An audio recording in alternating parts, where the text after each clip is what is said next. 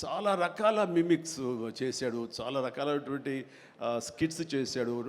నాకు ఆశ్చర్యం వేస్తుంది, ఇంత టాలెంట్ ఉంటుందా, ఎంత బ్రహ్మాండంగా కడుపుబ్బు నవ్వించాడు అనమాట. అక్కడి నుంచి ప్రతిరోజు ఈవినింగ్ అయ్యేసరికి తనతో కూర్చోవడం నాకు అలవాటు అయిపోయింది. మరి ఇందులో వేషం లేదా అంటే అదేనండి అడుగుతున్నాడు, ఇంత వేషం ఇవ్వాలని. ఏదో చిన్న క్యారెక్టర్ ఏదో ఇచ్చాను నేను, అది ఇంకా సినిమా రిలీజ్ అయ్యే పరిస్థితి లేదు. అండ్ ఇక్కడే స్టూడియో దగ్గర జరుగుతుంది కదా, రా అని పిలిచారంటే మనకు సరదాగా కాసేపు టైం స్పెండ్ చేయొచ్చు. కానీ ఒక క్యారెక్టర్ ఇవ్వండి అంటే ఇస్తాను సార్, ఒక రన్నింగ్ క్యారెక్టర్ ఉంది సినిమా అంతా, అది ఇస్తాను అన్న. ఆశ్చర్యపోయాడు, నాకు రన్నింగ్ క్యారెక్టర్ ఈ సినిమాలో ఓ అనుకున్నాడు. అది సరిగ్గా నేను కూడా నమ్మాను, రన్నింగ్ క్యారెక్టర్. ఆయన చాలా చతురుడు జంధ్యాల గారు. సో షార్ట్ పెట్టారు. ఫోర్గ్రౌండ్లో రామకృష్ణ బీచ్కి యువతల వైపు, రామకృష్ణ బీచ్ ఒక 400-500 యార్డ్స్ దూరంలో ఉంటుంది. సముద్రం ఒడ్డు, దాని తర్వాత రోడ్డు తర్వాత యువతల బిల్డింగ్లో మేము. సో నేను ఇంకో క్యారెక్టర్ మాట్లాడుకుంటుంటాం. ఆ మనిషికి ఎర్రటి చొక్కా వేశారండి, ఎరుపు చొక్కా. దూరంగా వెళ్ళండి బ్రహ్మానందం గారు, మీరు వెళ్ళి పరిగెత్తుకుంటూ రెండు యాక్షన్ చెప్పిన తర్వాత ఇక్కడికి ఆగండి అని ఏదో మార్క్ వేశారు. అక్కడికి వచ్చి అమ్మయ్య అని ఏదో డైలాగ్ చెప్పండి అన్నారు.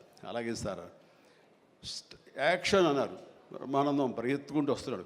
ఈలోగా మేము చేసిన సీన్ మేము చేసిన తర్వాత కట్ సార్ వెళ్ళిపోదాం అన్నారు. అని ఇంకా వస్తూనే ఉన్నాడు. మేము కెమెరా తీసుకుని వెళ్ళిపోయాం. అక్కడికి వచ్చి ఆగిన తర్వాత ఎవరు లేరు అక్కడ. ఇలా చూస్తాడు ఎరుజుప్పులు. సార్ అదేంటి సార్, నన్ను రమ్మన్నారు, అంత వెళ్ళిపోయారండి సార్. రన్నింగ్ క్యారెక్టర్ అయ్యా ఇది అయిపోయిందిగా అన్నాడు. రన్నింగ్ క్యారెక్టర్ ఇదే సార్, సినిమా అంతా రన్ ఉంటుందేమో అనుకోండి, అంటే త్రౌట్ క్యారెక్టర్ రన్నింగ్ క్యారెక్టర్ అంటాం. అది అనుకున్నాను సార్ అని ఆ చొక్కా రంగు ఏ వేశారో మొహంలో అదే కనిపించింది, ఆ ఎరుపుదనం. ఆయన బహుశా ఆయన మొహం ఎరుపు చేయడం కోసమో తెలియదు, ఆ ఎరుపుదనం కోసం ఎర్ర చొక్క వేశారు. అట్లాగా అది మొదలు. అక్కడి నుంచి ప్రతిరోజు అతను ఏడిపించడం, మేము సరదాగా రిక్రియేట్ అవ్వడం, రిక్రియేషన్ అతను మాకు. అలా అయిన తర్వాత షెడ్యూల్ అయిపోయిన తర్వాత నాకు అనిపించిందండి, అది చెప్పాల్సింది, ఇంత టాలెంట్ ఉన్న మనుషులు ఇట్లాగే ఉండిపోతే ఇక్కడే అణగారిపోతారు, ఇక్కడే కనుమరుగైపోతారు.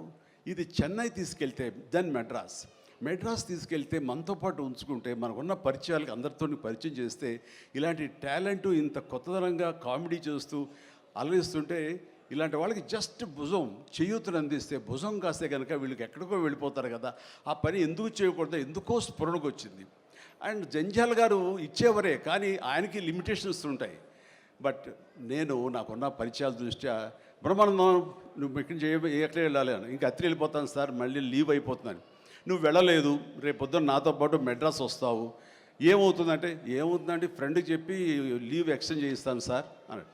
రేపు నాతో పాటు ఫ్లైట్ ఎక్కాను సార్, బట్టలు తెచ్చుకోలేదు సార్, మెడ్రాస్లో దొరుకుతాయి లేవయ్యరా అని నా మేకప్ మ్యాన్ బోర్డింగ్ పాసు ఇతనికి ఇచ్చేసేసి, ఆ మేకప్ మ్యాన్ వేరే ఫ్లైట్లోనో లేదా వేరే రోజు రమ్మని చెప్పేసి అదే ఫ్లైట్లో నా పక్కన ఎక్కించుకుని నేను తీసుకురావడం. అతను ఫ్లైటు, ఎయిర్పోర్టు ఇవన్నీ కొత్త. సరిగ్గా ఇప్పుడు మీమ్స్లో మొహం పెడతాడు కదండి, ఎరుపు మొహం పెడతాడు కదా, రెడ్ ఫేస్ పెడతాడు కదండి. ఆ రెడ్ ఫేస్ అతనికి త్రోట్ అలా ఫిక్స్ అయిపోయింది. ఆ ఫ్లైట్ ఎక్కడం, ఎయిర్ హోస్టెస్ చూడటం ఇవన్నీ కలిపి. అండ్ ఆ తర్వాత ఇంటికి తీసుకెళ్ళాను. అసలు ఒక ట్రాన్స్లో ఉన్నాడని నాకు తర్వాత చెప్తాడు. మా వెళ్ళేసరికి ఈడెవడరా బాబు, అసలు ఇంత ఎర్రటి ఫేస్ వేసుకుని వచ్చాడో అని మా తమ్ముళ్ళు ఇద్దరు ఇతను చూసి వింతగా చూడటం. అన్నయ్య వచ్చి మన డైనింగ్ టేబుల్ మీద వీళ్ళు కూర్చోబెడికి భోజనం పెట్టడం, వాటితో పాటు టైం స్పెండ్ చేయటం, ఇవన్నీ చూస్తుండే వాళ్ళకి అన్నయ్యకి ఎంతో నచ్చితేనే కానీ ఒక మనిషిని ఇలాగా దగ్గర దరిచేరడం అని చెప్పేసి అనుకుంటూ ఆ రోజు నుంచి ఎక్కడ ఏ 100 ఫంక్షన్ జరిగినా, ఎక్కడ ఏ ముహూర్తాలు జరిగినా, ఎక్కడ ఏ పార్టీలు జరిగినా సరే బ్రహ్మానందాన్ని వెంట వేసుకుని నేను అందరి దగ్గరికి వెళ్ళటం. అక్కడికి వెళ్ళిన తర్వాత పెద్ద పెద్ద ప్రొడక్షన్ హౌసెస్ నిర్మాతలకు పరిచయం చేయటం, బ్రహ్మాండం చేయవే అదే బిచ్చే అంటే వెంటనే ఆయన చేసేయటం. వాడికి భలే చేస్తున్నాడయ్యా అని అంటాం. అక్కడి నుంచి రావు గోపాలరావు గారు, రామలింగయ్య గారు ఇలాంటి క్యారెక్టర్ యాక్టర్ల దగ్గర ఆ షూటింగ్ ఉంటే అక్కడ చేయించడం. అలాగే కొండవీటి రాజా ఇలాంటి 100 ఫంక్షన్ జరుగుతుంటే కనుక రాఘవేంద్ర గారు, దేవి ప్రసాద్ గారు ఇలాంటి వాళ్ళ దగ్గర తను చేయించడం. ఇట్లాగా తనకి నేను అంబాసిడర్ని, తనకి ఏజెంట్ని అయ్యి తనకి టాలెంట్ని అందరికీ తెలిసేలాగా ఆ ప్రయత్నం చేశాను. ఎందుకంటే అంత టాలెంటెడ్, అంత పొటెన్షియాలిటీ ఉన్న వ్యక్తి వెళ్ళిపోకూడదు. ఈ రోజున ఎంతోమంది అలాంటి ఊపు లేక, అలాంటి ఉత్సాహం లేక, అలాంటి ప్రోత్సాహం లేక, అలా చేయూతించేవాళ్ళు లేక, ఎంకరేజ్ చేసేవాళ్ళు లేక ఎంతోమంది అణగారిపోయి ఉంటుంటారు మహానటులు. బట్ బ్రహ్మానందన్ అలా కాదని తీసుకొచ్చి చేసినందుకు ఇప్పటికీ మా ఇద్దరి మధ్య ఆ సత్సంబంధం ఉంది, ఆ ప్రేమానురాగాలు ఉన్నాయి, ఆ గురు శిష్యుల అనుబంధం ఉంది. అండ్ అది ఈ రోజున ఇలాంటి గొప్ప ఫీల్డ్లో, ఇంత అద్భుతమైన ఫీల్డ్లో ఇంతగా రాణించి బ్రహ్మానందం అంటే ఒక ఎన్ని రకాల అవార్డులు, Guinness book awards, Padma awards, ఇంకా ఒకటేంటండి ఎన్నెన్నో. ఒకసారి వాళ్ళ ఇంటికి వెళ్తే కనుక ఇంత పెద్ద హాల్ నిండా తనకు వచ్చేటువంటి మెమెంటోస్తో నింపేశాడు. అంటే ఎంత తన చరిత్ర అంతా కనబడుతుంది ఆ రూమ్లో. నాకు ఆశ్చర్యం వేసింది, అద్భుతం అనిపించింది.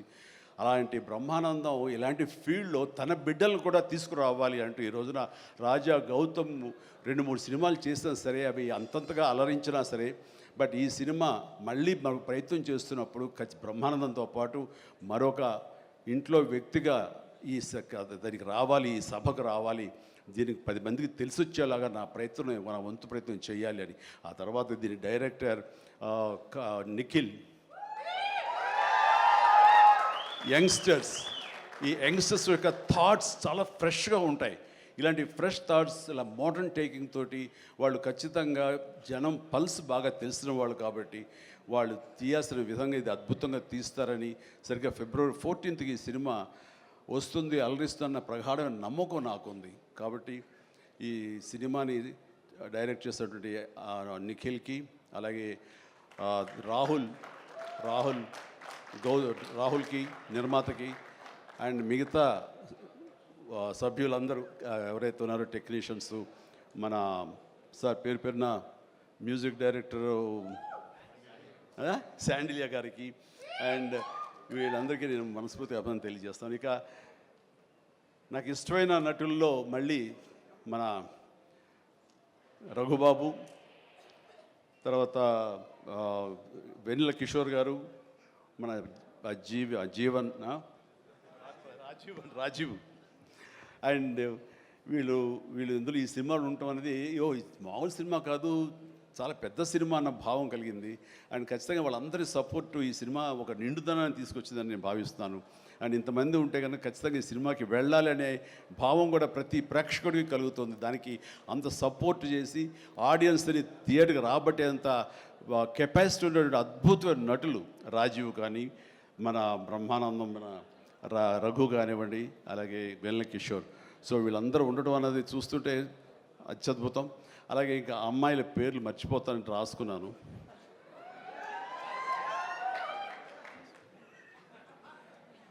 ప్రియ, ఐశ్వర్య, ద్వివేజ, ముగ్గురు బాగున్నారమ్మా. ఎవరు అంటే అనిల్ నన్నుగా చెప్పేవాడే. సో మీరందరూ కూడా ఇందులో చక్కగా చేస్తుంటారని అనుకుంటున్నాను. And all the very best అమ్మా, గాడ్ బ్లెస్. అండ్ మరొకసారి ఇలాంటి చిత్రాల్ని ఆదరించండి, అండ్ ఇలాంటి వాళ్ళని ఆశీస్సులు అందజేయండి. వీళ్ళకి అద్భుతమైన భవిష్యత్తు మీరే ఇవ్వాలని ప్రేక్షకులకి నేను తెలియజేసుకుంటూ, ఇలాంటి